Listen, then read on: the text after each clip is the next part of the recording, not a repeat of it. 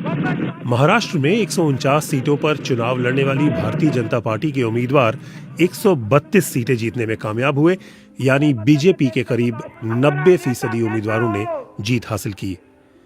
इस जीत के पीछे मौजूदा महायुति सरकार की मुख्यमंत्री लाडकी बहन योजना और प्रदेश में किसानों के लिए सब्सिडी के अलावा विकास के कार्यों पर तो विस्तार से बात भी हो रही है और विश्लेषण भी। लेकिन इस जीत के पीछे राष्ट्रीय स्वयंसेवक संघ की भूमिका को समझने की भी जरूरत है। पहली बात, नारों को मतदाताओं तक पहुंचाना। करीब 1 महीने पहले महाराष्ट्र विधानसभा चुनाव प्रचार अपने शबाब पर था। प्रधानमंत्री मोदी जी ने भारतीय जनता पार्टी ने अपने स्टार प्रचारकों में से एक यूपी के मुख्यमंत्री योगी आदित्यनाथ को भी मैदान में उतार रखा था और उन्होंने बटेंगे तो कटेंगे वाला एक विवादित नारा भी दे दिया था।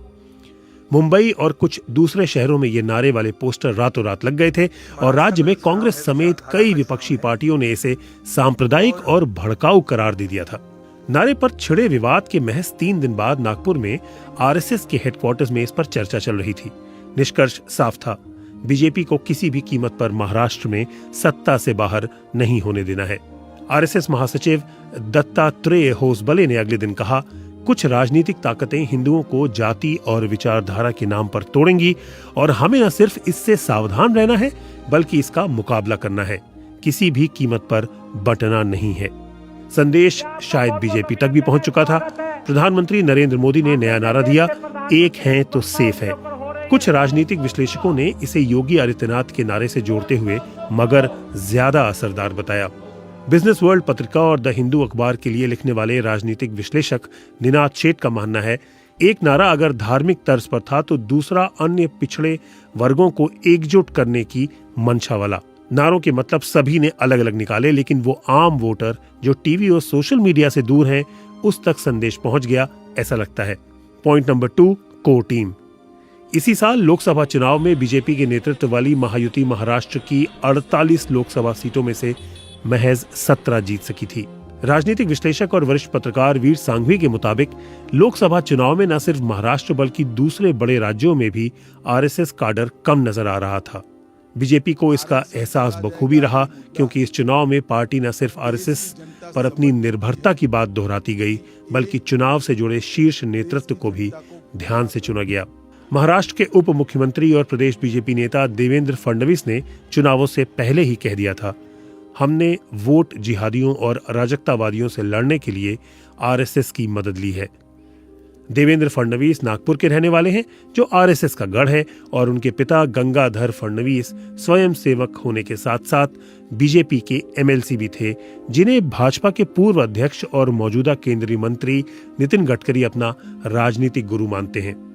महाराष्ट्र में कमान भूपेंद्र यादव और अश्विनी वैष्णव को दी गई। बीजेपी के एक वरिष्ठ नेता ने नाम न लिए जाने की शर्त पर बताया, वैष्णव ब्यूरोक्रेट रहे हैं और महाराष्ट्र जैसे धनी और फैले हुए राज्य में कैंपेन को ऑर्गेनाइज करना ऐसे लोगों को बखूबी आता है।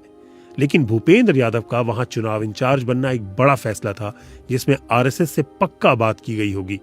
इसके अलावा आरएसएस ने अपने पश्चिमी प्रांत के प्रमुख रहे अतुल लिमये को बीजेपी नेताओं बीएल संतोष और बीजेपी और आरएसएस के बीच कोऑर्डिनेटर अरुण कुमार के साथ मिलकर काम करने के लिए भी कहा।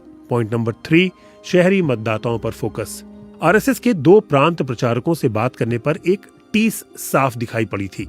2024 लोकसभा चुनावों में बीजेपी का अब की बार 400 पार का नारा अपने तमाम मतदाताओं को एक ऐसे कंफर्ट जोन में शायद ले गया था कि वे घरों से वोट करने के लिए कम निकले।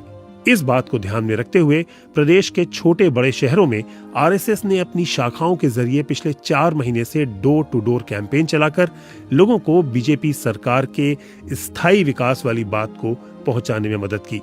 पिछले लोकसभा चुनाव में हुए औसत प्रदर्शन को इससे जोड़कर देखने वाले संघ ने इस चुनाव में उसे दूर करने के लिए पार्टी को बधाई देते हुए अपनी पत्रिका ऑर्गेनाइजर में लिखा है, लाडकी बहन योजना, छत्तीसगढ़ और महाराष्ट्र में माओवाद से निपटना और किसानों के हित की बात करना इस बार कारगर साबित हुआ। शहरी मतदाताओं और मध्यम वर्गीय वोटरों पर फोकस दोबारा लाने का ही नतीजा था कि इस चुनाव ने साल 1995 के बाद से 66.05% यानी सबसे ज्यादा मतदान दर्ज किया। द इकोनॉमिक टाइम्स अखबार के लिए बीजेपी और आरएसएस कवर करने वाले वरिष्ठ पत्रकार राकेश मोहन चतुर्वेदी के मुताबिक इस तरह की 1-to-1 कैंपेन में आपको कभी कोई भी किसी झंडे और बैनर या लाउडस्पीकर के साथ नहीं दिखता। बस आपके मोहल्ले या बूथ के आसपास का कोई व्यक्ति आपसे अक्सर मिलेगा और अपनी बात को बहुत आहिस्ता से बता देगा, जैसे रोजमर्रा की मुलाकात होती है बस। फैक्टर नंबर 4, संघ प्रबंधन का रोल।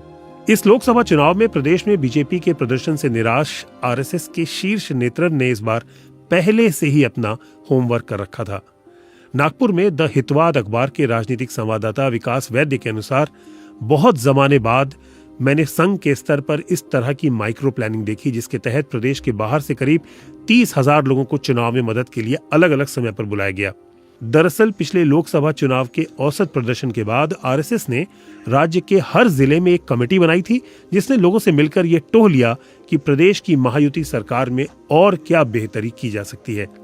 इस काम के लिए देश के कई राज्यों से संघ में काम करने के लिए लोग बुलाए गए।